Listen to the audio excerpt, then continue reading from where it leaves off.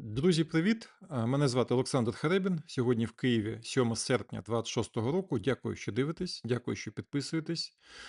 Дякую, що залучаєте спонсорів та партнерів.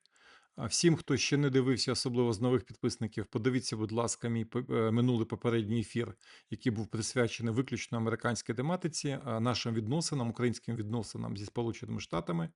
Я досить детально розповідав про внутрішню політичну складову підтримки президентом Трампом України, розповідав про наші перспективи в будівництві і отриманні дійсного діючого механізму виробництва ракет Петріот. Ефір настільки детальний, що деякі мої глядачі навіть запропонували мені його видалити, бо, начебто, він розголошує військову таємницю. Деякі навпаки писали, що така академічність їм до вподоби, але здається, що ефір був вдалий, тому всі, хто не дивився, будь ласка, його подивіться, бо він буде важливою складовою і продовженням сьогоднішнього ефіру, в якому ми з вами поговоримо саме про балістику, про захист від балістики, про наші балістичні напрацювання і про наші перспективи. З урахуванням того, що всі засоби масової інформації України вже написали про те, що у Воронезькій області Росії північно-корейські військові розгортають 6 ракетних пускових установок з 20 балістичними ракетами. І це угрупування буде мати десь 90 штук, саме штук особового складу північно-корейських військовослужбовців, і це дійсно велика загроза перш за все, для Києва. Бо за останню добу, за останній тиждень вже є відома інформація, це не є розголошення військової таємниці.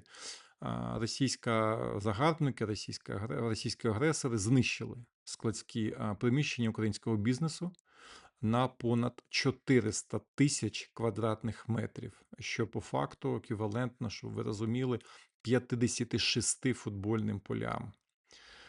Президент Зеленський вчора заявив про відомий вже факт, це теж не є військова таємниця, що за підрахунками Українського генерального штабу постачання ракет для протиракетної оборони України у порівнянні з 25-м роком скоротилося втричі.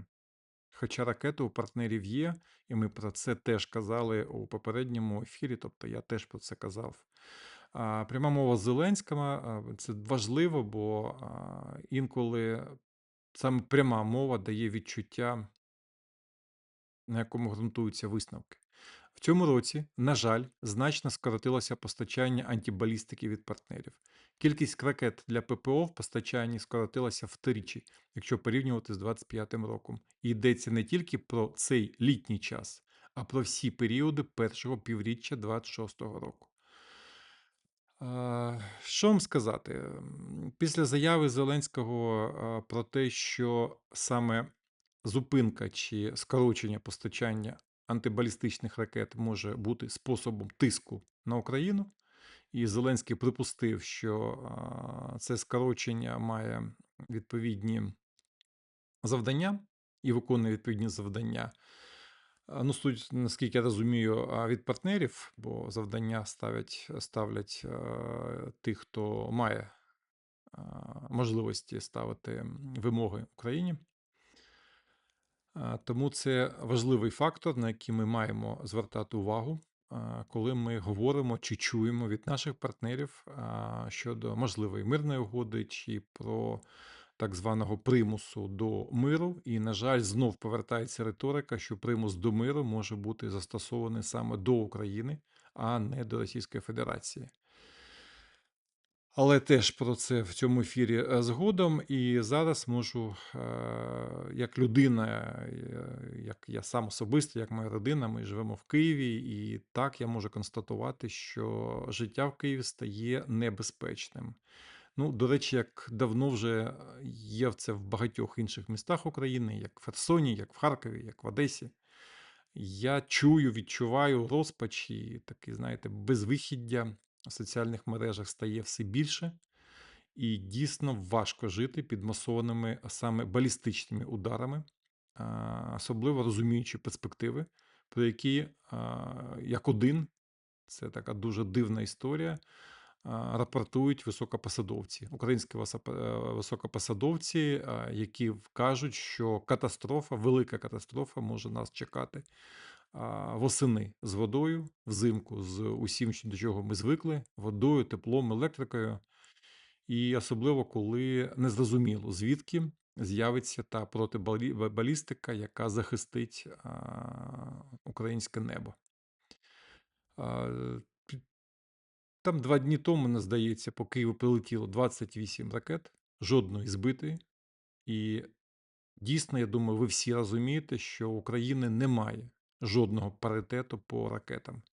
Якщо ви дивитесь красиві відео чи картинки, як українські дрони підпалюють російські логістичні комплекси, рітейл, як українські дрони нищать бензинові і нафтопереробні виробництва Російської Федерації, це важливо, це так, але це дрони, і час від часу це навіть українська ракетна програма теж працює. Але у нас немає С-400, у нас немає Оніксів, у нас немає тієї кількості, коли за ніч в одне місто може прилетіти 28 ракет. І в нас навіть немає пускових установок для них. Все, що у нас є очікування від Заходу і власні розробки, про які ми говоримо досить давно, які ми теж очікуємо, але поки все це виглядає перспективою. Далеко чи ні, поговоримо. Я знаю, впевнений, що виснажені люди, ми всі в Україні виснажені цією війною, не зламані, але точно виснажені. І всі в кулуарах і не в кулуарах, публічно, не публічно говорять про мир, про очікування миру. Я дуже боюся того, що хтось чи якось станеться, що в Україні з'явиться наратив про те, що мир начебто залежить тільки від України. Що начебто виведіть війська з Донбасу і війна закінчиться в той же день. Ну, як, до речі, вимагає Путін. Але він бреше. Бо наступним, після того, як виведіть війська з Донбасу, він скаже: а тепер з Запоріжжя та Херсонщини, бо по їх Конституції начебто це їх. А тепер Чернігівщині, Сумщини, Харківщині, бо ми там вже є. Є шматок землі, який вони захопили. А потім відійдіть за Дніпро, а потім роззбройте армію, а потім віддайте Київ Януковичу, а потім Волинь та Львівщину полякам, а Закарпаття угорцям, разом з Івано-Франківщиною і Тернопільщиною. А потім копайте рви, лягайте обличчям вниз, і ми будемо стріляти вам в голову. От що хоче Путін, навіть якщо він цього не каже. Так, ми чуємо президента Зеленського, який каже і каже щиро, я це бачу особисто і знаю, ми будемо дуже старатися, щоб перемовини сталися восени. Розпочалися перемовини, не мир. Але теж інформація, і ми з вами досить давно знайомі, спілкуємося про те, що у Путіна інші плани на осені, щодо осені. Провадження загальної мобілізації, десь 1500, наступ з Брянська на Чернігівщину, посилення балістичних ударів та руйнування інфраструктури великих міст, руйнування логістики, руйнування постачання палива. Що має робити Україна в цьому випадку? Задайте собі питання. Але хочу, щоб ви почули. Вже зараз командувач Національної гвардії України каже, що на окремих ділянках, наприклад, Покровського напрямку, сили росіян переважають українські у 6 разів. Що має робити Україна? Риторичне питання. На жаль. Як цьому протистояти? Продовжувати руйнувати російську економіку, ударами по тилах, переконувати партнерів надати зброю, вбивати українську корупцію на оборонних закупівлях, робити все, щоб на містах і в містах України не сталася так звана чорна зима, про яку знов талдичить російська пропаганда. Але, чесно кажучи, це все лірика, бо Україна має зараз 4 варіанти а, про те, як боротися з російською балістикою. Я свідомо зараз не хочу казати про війну, яка зараз відбувається напередку в Донецькій області. Я зараз не буду говорити про напрямки Херсонщини, не буду говорити зараз про Харківщину, не буду говорити про Сумщину, Чернігівщину. Бо це буде наступний ефір, або дещо пізніше, бо зараз знов створюється ситуація, коли Україна стикнеться з викликами, викликами мобілізації, викликами спроможності захищати саме передок. Тому поговоримо про те, що Путін хоче і може, як йому здається, зробити, це зруйнувати нашу стійкість в тилу, бо перемогти нас на полі бою він не спроможній. Досить казати про нашу стійкість, коли ми цю стійкість маємо не тільки вірити в неї, а й відчути, в тому числі від партнерів, в тому числі від держави, і ця стійкість має бути підтримана. Що має Україна зробити чи очікувати щодо захисту від балістики? Розраховувати отримати більше патріотів. Друге, розраховувати на те, що Україна європейська протибалістична платформа запрацює швидко. Третє, бити по російських заводах балістичних ракет, аеродромах, пускових комплексах, якщо ми знаємо, де вони знаходяться. Для цього потрібен допуск чи доступ до супутникової інформації, швидкої супутникової інформації, коли ми можемо побачити, звідки буде той запуск. Ще можна казати про те, що Україна має примусити чи аргументовано запевнити партнерів в тому, що для них це теж важливо, це збільшити виробництво САМПТІ, Європейського протибалістичного комплексу, але це вже майже не смішно розраховувати на те, що європейці щось швидко збільшать. Давайте таким чином поговоримо, що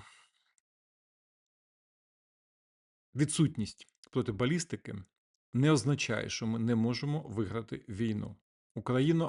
Україна має іншу зброю, щоб бити по Росії. І дійсно колись буде мати власну балістичну ракету. Але в нас є дрони, є в нас можливості палити Російську Федерацію, палити без дозволу партнерів. Бо проти ППО Російської Федерації захищає Москву, захищає Санкт-Петербург, хоча і погано, але захищає резиденції Путіна, все інше, куди може дотягнутися українська дронова атака, має бути знищено чи нищитися. Бо ми всі чули, коли російські еліти кажуть іноземцям, і останні перемовини, формальні чи неформальні, ми чули про перемовини в Азербайджані, коли приїжджали німці з росіянами, про щось там терли, як то кажуть. Ми чули про останні зустрічі радників з нацбезпеки Франції, Німеччини, Британії з росіянами, про яких нічого не відомо. І ці люди кажуть іноземцям, тобто нашим партнерам по факту, що Росія не може програти Україні, бо вони начебто велика Росія. А коли вони так кажуть, то фактично у нас немає іншого шансу чи іншої можливості, ніж перемогти. Так, ми розуміємо, що смерть Путіна завершила б війну в той чи інший спосіб, чи в будь-яким іншим розрахунками щодо масштабу тієї війни. Тобто у Росії була б інша проблема. Як вона б не розвалилася, бо еліти будуть розуміти, що смерть Путіна запустить процес або перехвату управління, або навпаки, руйнування так званої путінської стабільності. Це точно не про мир. Але я давно вже думаю, що може зробити якийсь національний український збір грошей на смерть Путіна. Не на спутник притули, а гроші для організації чи родині того, хто вб'є Путіна, військового злочинця. Як ви думаєте, $50 мільйонів вистачить на того, хто дійсно зробить акт справедливості відносно Путіна, військового злочинця, який вбив сотні тисяч людей? Ну, повертаємося все ж таки до балістики, бо лірика лірикою. Давайте поговоримо про те, що Трамп начебто відмовив Зеленському у Петріотах, і 3 мільйони киян питають мене, привають в особистих коментарях, питають при зустрічах, чи є і коли з'явиться наша власна антибалістика. Бо Фрея, про який ми там чули останні півроку, проект Фрея, який робиться чи виробляється спільно з європейцями, з українською компанією Firepoint, приватною українською компанією Firepoint, вже за офіційними повідомленнями, і це Reuters про це сказав, що почне збивати російські ракети не раніше літа 27-го року. Так, ми чуємо від Firepoint, ми чуємо про Фрею, що до цього проєкту приєдналися 13, ну, чи 12, я зараз не пам'ятаю, здається, 12 оборонних компаній і 10 урядів, європейських урядів, що Україна дійсно, і компанія Firepoint розпочала інтеграцію європейських технологій у систему протиракетної оборони, що дійсно розпочалося постачання українській компанії радіолокаційних, тобто від слова наведення, тобто всі компоненти, які нам ще півроку, рік здавалися неможливо ж їх отримати, недоступними, зараз Україна отримала до них доступ, включаючи ключове, тобто голівку самонаведення. Firepoint дійсно вже представив нову, більш швидку версію балістичної ракети Firepoint 7X в якості перехоплювача. І зараз на цю ракету встановлюється система наведення і починається інтеграція європейських компонентів з цією українською ракетою. Дійсно, є підтверджені факти, що європейці, там Консберг норвезький працює над створенням командного центру, Dichel Defense, німецька компанія, виробляє головку наведення для власної системи протиповітряної оборони IRIS-T, надає українській компанії, Україні фактично систему наведення. І дійсно, за заявкою Firepoint протибалістичний перехоплювач, чи балістичний, точніше, перехоплювач, має вартувати менше 1 мільйона євро, тобто 1,2 мільйони доларів за ракету. Це десь чверть від 4,2-4,5 мільйона доларів за ракету Петріот. І дійсно те, що зараз робиться за рахунок партнерів з Україною, за рахунок радянського спадку ракетної програми Firepoint, то це дійсно скорочення терміну виробництва з 20 років, звичайний цикл виробництва таких комплексів, до років, але не до місяців, які потребує Україна. Дійсно, ця розробка, дійсно, ця система виглядає перспективною. Дійсно, що іноземці в захваті від презентацій. Дійсно, що якщо вона запрацює, це буде величезний успіх приватної компанії, яка стала великою за рахунок війни, за рахунок державного фінансування. І я минулого ефіру, здається, в прямому ефірі, коли відповідав на ваше питання, я ще раз зазначу. Я вважаю, що українська держава зробила помилку, коли не отримала 25 плюс 1% від усіх приватних компаній, які зараз зростають на війні. Бо українська держава, яка фінансується грошима українських платників податків, грошима європейців, американців, канадців, японців, які теж інвестуються в виробництво українського військово-промислового потенціалу, має мати блокуючий пакет акцій у всіх приватних виробниках. І ці приватні виробники, вони виросли за часів Петра Порошенка, коли будувалися комерційні проекти військового призначення, які відійшли друзям Порошенко. Ці компанії виросли зараз за рахунок цієї війни, і ми чуємо фамілії, начебто з оточення президента Зеленського, які прямо називають як вигодонабувачі цих розробок і цих збройних контрактів.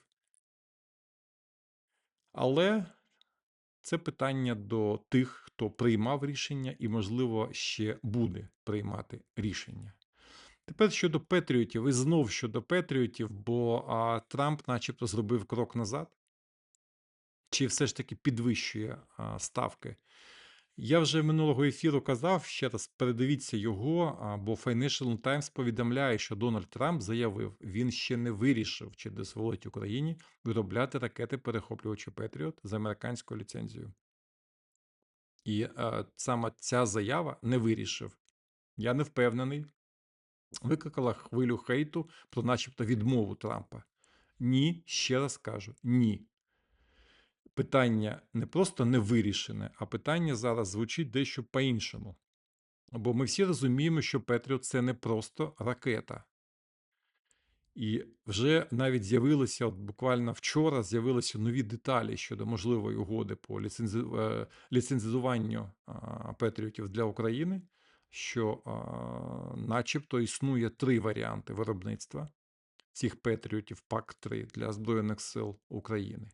Бо Вашингтон зараз вивчає різні моделі співпраці, водночас враховуючи ризики передачі технологій Україні. І незважаючи на публічні і дійсно скептичні, дещо скептичні заяви Дональда Трампа, переговори щодо угоди ліцензування Петріотів для України не припинилися. Про це кажуть представники оборонного сектору, виробники цього озброєння, військові, які залучені в перемовини.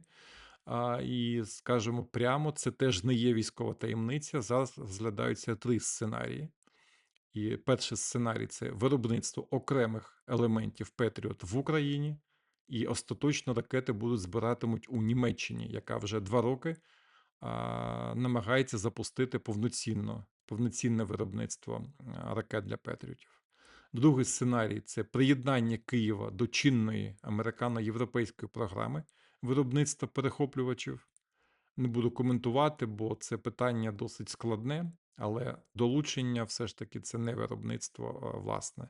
Ну і третє – це надання Україні повноцінної ліцензії на випуск дешевшої версії ракети ПАК-3. Тому ще раз, від підписання ліцензійної угоди до старту виробництва зазвичай минає від 3 до 7 років. Тому ситуація з виробництвом Петріотів в Україні, нагадаю те, що я сказав минулого ефіру, передчасно, переможно перебільшена. І мені здається, що ми знову повертаємося до того, що ми все маємо зробити самі. Як майже все, що по-справжньому зробило Україну боєздатною на полі бою, за чим тепер в черзі стоять країни Перської затоки. Тому, повторюся, станом на зараз Україна має в рази кращі перспективи у створенні європейського антибалістичного щита, ніж у випуску ліцензованої американської продукції. Навіть якщо це буде влітку 27-го року. Немає інших варіантів. Ніхто нічого Україні в потрібних об'ємах не дасть. Бо Іран, бо залишки на складах вичерпуються, про це теж поговоримо. Прямо зараз поговоримо. Бо невідомо зараз, невідомий час, невідомий рік, коли війна Росії проти України припиниться, коли Росія вирішить припинити руйнувати українські міста коли Росія вирішить припинити вбивати українських громадян. Тому розраховувати ми маємо виключно на себе не тільки зараз, а й на перспективу. Бо ми всі розуміємо, що Російська Федерація, на жаль, на наших кордонах не зникне, як роса на сонці. Тому у нас має бути власне виробництво в потрібних нам об'ємах для захисту України. Щодо запиту Зеленського, повертаємося до наявності чи до нашої проблеми з цими патріотами, які ми зараз в Києві відчуваємо майже кожен день. Запит Зеленського на 300 патріотів у так званому зимовому пакеті підтримки України начебто був відхилений президентом Трампом. І начебто він був відхилений на зустрічі Володимира Зеленського з президентом Трампом у липні, яка відбулася перед похованням Лінсі Грема. Про це каже Financial Times. Він каже, що Трамп чесно пояснив цю відмову дефіцитом перехоплювачів у запасах США, сказавши, що ці ракети потрібні для захисту американських об'єктів на Близькому Сході та близькосхідних партнерів і союзників Сполучених Штатів у межах війни з Іраном. І буквально там 2 дні тому, і це важливо про це сказати, бо це викликало величезну хвилю, хвилю в Сполучених Штатах, величезну хвилю хейту та занепокоєння, бо CNN розповсюдило конфіденційну інформацію щодо того, що Сполучені Штати зіткнулися з безпрецедентним виснаженням своїх стратегічних арсеналів. Американські військові використали майже 80% ракет-перехоплювачів для ключової системи протиракетної оборони ТЕД та близько половини всіх ракет Петріот і Томагавк під час 5-місячної війни з Іраном. Для всіх, хто цікавиться, пишеться він як візуально, бо це важлива система протиракетної оборони THAAD, THAAD, деякі називають THAAD, але звучить це як TED, Terminal High Altitude Area Defense, інколи навіть пишуть HAD, але це важлива система, її дуже мало, вона дуже ефективна і ніколи Україні її не обіцяли. Але навіть ця суперсистема, 80%, вона начебто, за версією CNN, вичерпала свої ракети-перехоплювачі. Половина патріотів, нагадаю. Що каже CNN? Що ще не оприлюднений, але аудований начебто масштаб втрат високотехнологічних боєприпасів виявився настільки колосальним, що високопоставлені військовокомандувачі Сполучених Штатів вже відкрито попереджають про небезпечно низькі запаси. Нагадаю, що згідно з оцінками є такий Центр стратегічних і міжнародних досліджень CSIS. До початку війни з Іраном Сполучені Штати мали у власному арсеналі близько 2200 ракет та систем Петріот, обох найсучасних модифікацій, та 452 ракети для ТЕДа. Скільки використано, ви почули. Окрім комплексів протиповітряної оборони, сухопутні війська Сполучених Штатів начебто використали фактично всі високоточні далекобійні засоби класу Земля-Земля та Земля-Повітря. Як каже CNN, зокрема, практично повністю вичерпані арсенали тактичних ракетних комплексів «Атакамс» та новітніх високоточних ракет «PRSM». От така, як казав колись відомий дід з Першого каналу, малята. Американський арсенал, каже CNN, крилатих ракет «Томагавк» також зазнав суттєвого виснаження. Під час конфлікту начебто було використано майже половину від загальних запасів. І ця інформація, вона шокує партнерів, вона шокує союзників, вона точно надихає так званий пояс зла чи мережу зла, Північна Корея, Іран, Російська Федерація, Китай для, можливо, перегляду власних військових доктрин. Бо такі цифри, вони максимально негативно впливають на спроможність армії Сполучених Штатів вести потенційне масштабне протистояння з Китаєм, Росією чи тою Північною Кореєю. Бо по факту Сполучені Штати саме за критичного масштабу дефіциту боєприпасів відклали нову хвилю ударів по Ірану. Ми багато що чуємо від американського президента про перемовини, про дзвінки, про прохання партнерів. Але нагадаю, що от в минулу п'ятницю президент Дональд Трамп начебто погодив масштабну операцію, і міністр оборони Хексет отримав фінальний наказ розпочати операцію, але ані в суботу, ані в неділю ця операція не почалася. Бо, оцінивши реальний стан оборонних запасів та загрози для союзників, Трамп був змушений, як каже CNN, відступити та відкласти погоджену операцію, залишивши фактор її початку на майбутнє. Ну, тому давайте зафіксуємо, що по факту країни Перської затоки, чия безпека в значної мірі залежить від американських систем протиповітряної і протиракетної оборони, чітко усвідомили, що гострий дефіцит ракет у США залишає їх беззахисними.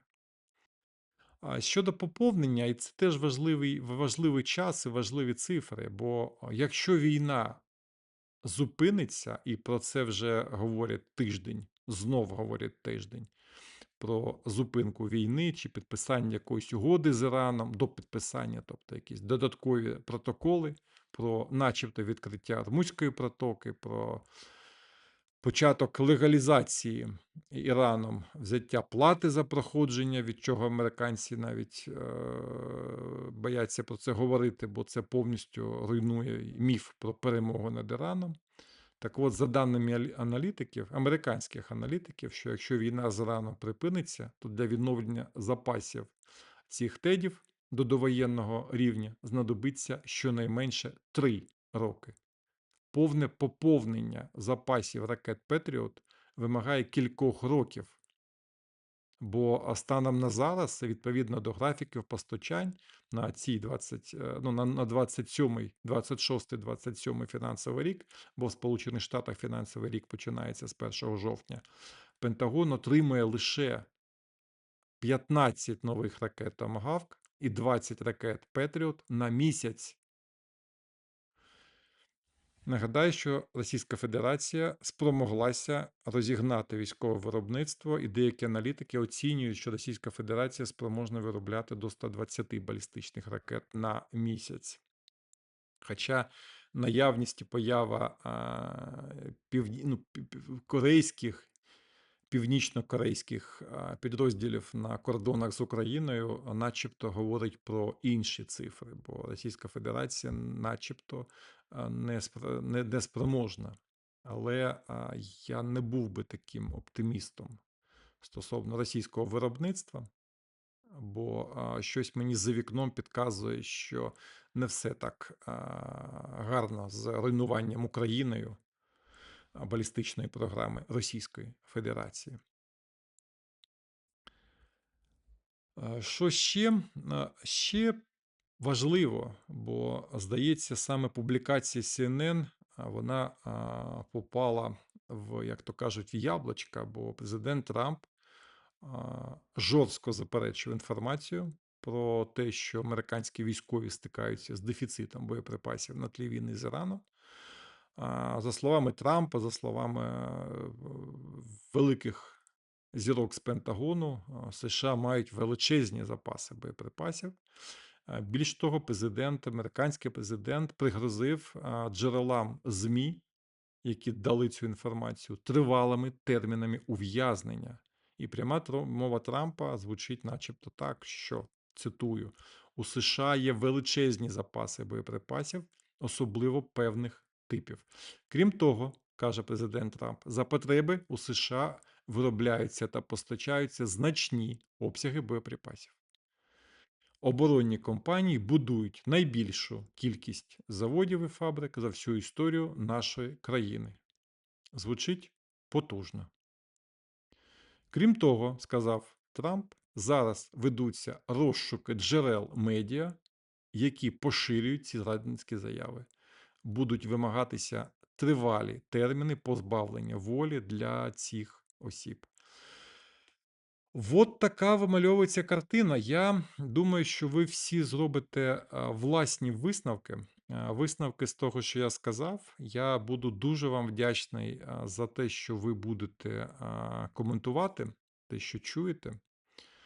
Бо дійсно зворотний зв'язок для мене важливий. І знаєте, щоб дещо розбавити такий, як мені написали, депресивний поток інформації на рівні, може, жовтої преси, може, навпаки, це важливо. Пам'ятаєте скандал з так званою Веронікою Феншуй, скандал з Андрієм Єрмаком, що начебто Єрмак замовляв цій жінці натальні якихось там карти, гороскопи і все інше. Але в зв'язку з тим, що ми з вами говоримо про Америку, не в захист, а просто для інформації, для розуміння, як працює вся ця індустрія, як люди різних поколінь, різних національностей, які мають різне виховання, різну освіту, інколи схожі, інколи навпаки, користуються, може, досвідом, може, переконаннями, але у президента США, у ярого республіканця, який, до речі, здається для багатьох ідеалом справжнього президента, який дійсно зробив Америку великою, Рональда Рейгана.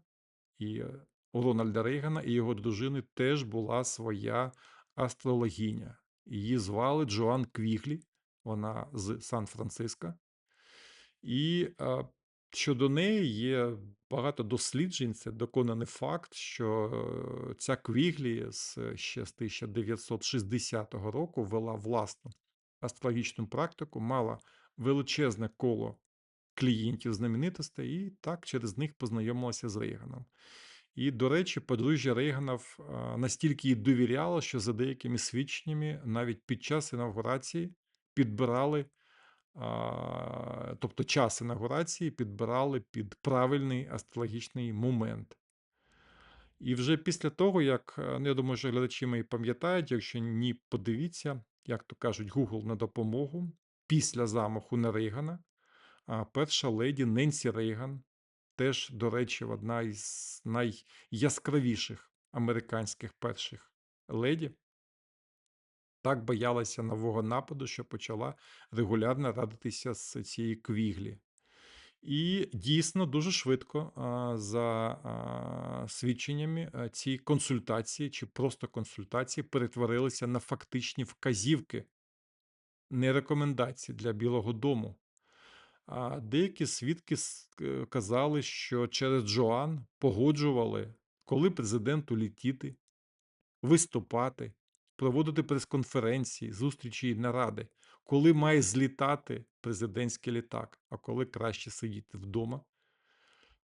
І Квіглі, як кажуть, і це не просто кажуть якісь там злі язики, чи деякі там залізні то лі депутати, то лі інше є визначення, а Квіглі складала для президента Сполучених Штатів Рональда Рейгана астрологічний календар, де кожен день був позначений кольором: зелений хороший, жовтий невизначений, червоний небезпечний. І апарат Білого дому, керівництво Білого дому, керівник апарату планував всі публічні виступи президента та переговори з представниками інших держав згідно цього календаря. І саме цей керівник апарату у своїх мемуарах під назвою «For the Record» який вийшов, ті мемуари вийшли в 1988 році, розкрив секрет, цей секрет співпраці астрологині та президента. І дійсно, після цієї книги, після цієї публікації у Сполучених Штатах вибухнув гучний скандал. І саме тоді, саме Ненсі Рейган, перша леді Сполучених Штатів, взяла удар на себе. Вона особисто підтвердила, що зверталася до Квіглі, але наполягала у своїх публічних комунікаціях з американським суспільством, що такі консультації не впливали на політичні рішення її чоловіка. Але слава, гроші, можливість залучення нових клієнтів і та ж сама Квіглі у власних мемуарах «What does Joanne say?»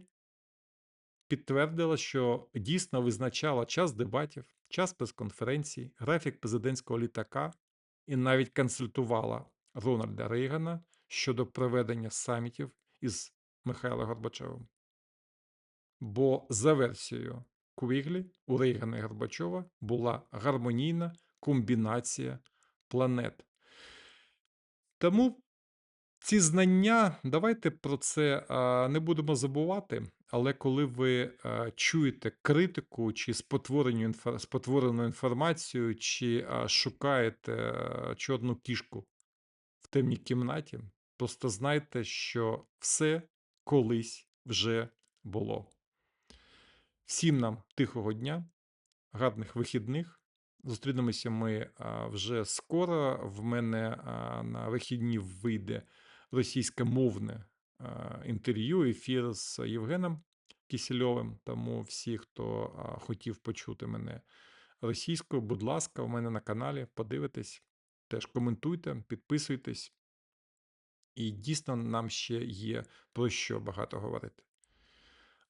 Досить мені вже про балістику, поговоримо все ж таки про війну, повернемося до Маска, повернемося до Шмідта, повернемося до Нетаньяху, бо питання Нетаньяху, ну, мені здається, чи воно настільки і просте, і складне, бо поява Зеленського і Нетаньяху саме після смерті Лінсі Грема — це була не випадковість, і всі бачили, і всі вбачали в цьому якийсь знак чи якийсь символ, який начебто мав би змінити позицію Ізраїля, позицію Нетаньяху відносно України, але нічого не сталося. Бо Лінсі Грем, який підтримував і Ізраїль, і підтримував Україну, і був тою людиною, яка зводила ці позиції перед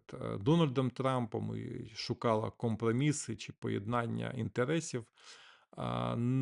Тобто не встиг. Мені здається, що Лінсі Грем не встиг, або навпаки, ці позиції і різниця в підходах до цієї війни, до відносин з Російською Федерацією були настільки переламні, що він просто був не спроможний. Бо, скажімо чесно, підходи Зеленського і Нетаньяху дещо відрізняються щодо ведення війни. І відрізняється цей підхід, саме гуманітарним фактором. Бо, на мій погляд, нічого немає між ними спільного. І нарешті я хочу сказати, що нічого спільного немає між Україною та Ізраїлем. Коли я дивлюся на картонкові майдани, коли я дивлюся на залученість еліт у війни, які веде їх держава, і мені все складніше і складніше розуміти, звідки з'явився цей хибний посил про те, що Україна може, як Ізраїль, будувати своє власне майбутнє, і посилаючись на досвід Ізраїлю, багато хто зробив політичні кар'єри чи блогерські кар'єри. Але поки це не виглядає реалістичним, бо Нетаньяху, і ми все це бачимо, вірить, що тільки меч може захистити Ізраїль. Тобто, Зеленський дійсно хоче завершити війну у своїй країні. Нетаньяху намагається перетворити свою країну з демократії на, якусь військову, закриту систему, яка має визначати, кому жити, кому вмирати, як жити і як вмирати. Бо коли, міністр оборони Ізраїлю хвалиться тим, що Ізраїль знищив сектор Газа, а також зрівняв з землею 24 ліванські села, так само, як у Газі, це не про гуманність і не гуманізм. Українська армія, навпаки, намагається завдавати ударів по військових та енергетичних об'єктах Росії якмога точніше, не чіпаючи міста, не чіпаючи так званих мирних громадян Російської Федерації, не чіпаючи російське цивільне населення, на відміну над Росією від Росії. І тут Нетаньяху з Путіним максимально схожі, бо Міжнародний кримінальний суд видав ордер на арешт і Нетаньяху, і Путіна. Запам'ятайте цю інформацію також. І теж нехай для вас це не буде сюрпризом, що уряд Ізраїлю фактично веде тотальну інформаційну війну проти Європейського Союзу. Бо для Нетаньяху Європейський Союз, який вказує Ізраїлю про те, що порушуються всі мислимі демократичні принципи, є злом. І Європа дійсно переймається долею палестинців. Європа дійсно досі дбає про міжнародне право і намагається його втримати в світі, який зійшов з розуму. Тому, коли Україна рухається до Європейського Союзу, то Нетаньяху з Ізраїлем рухається у протилежному напрямку. Тому ми чуємо від ізраїльтян досить часто а, питання чи звинувачення, а чому ж це Україна голосує в ООН проти Ізраїлю? Складне питання, скажіть. Хоча, якщо б були інші відносини між нашими країнами, все могло відбуватися по-іншому. Ну і, до речі, 3 роки Нетаньяху боїться Зеленського, бігає від нього. І фактично примус до зустрічі на похоронах це маркер відносин цих двох непересічних громадян України і Ізраїлю, навіть якщо вони мають спільну національність. І чесно, Ізраїль говорить про те, що вони бачать у Росії наддержаву, з якою краще дружити і не воювати. І Ізраїль відноситься до України як маленької, але чомусь сильної східноєвропейської країни, яку можна ігнорувати. От так от сталося, і незважаючи на те, що саме Іран руйнує Ізраїль, незважаючи на те, що саме Іран є загрозою існування Ізраїлю, а Україна є країною, яка воює фактично з іранськими технологіями і знає, як це робити, це не дає чомусь підстави Ізраїлю Нетаньяху допомагати Україні. Як то кажуть, ворог мого врага мені друг, так здається. Але з Ізраїлем це не працює. Ми всі пам'ятаємо, що Хамас, Хезбола, Ісламський джихад, хусіти, вони всі їздять до Москви, до Путіна. Ці рухи – це вороги Ізраїлю. І чомусь Росія – це друг Ізраїля. От така суперечлива у нас геополітична історія. От такі в нас суперечливі партнери. Знайте про це, рахуйте, розраховуйте і не ведіться не враховуйте те, що вам кажуть російські пропагандисти. Спробуйте шукати власне бачення, власну інформацію. Підписуйтесь. Дякую, що дивитесь. і до зустрічі. Дякую вам.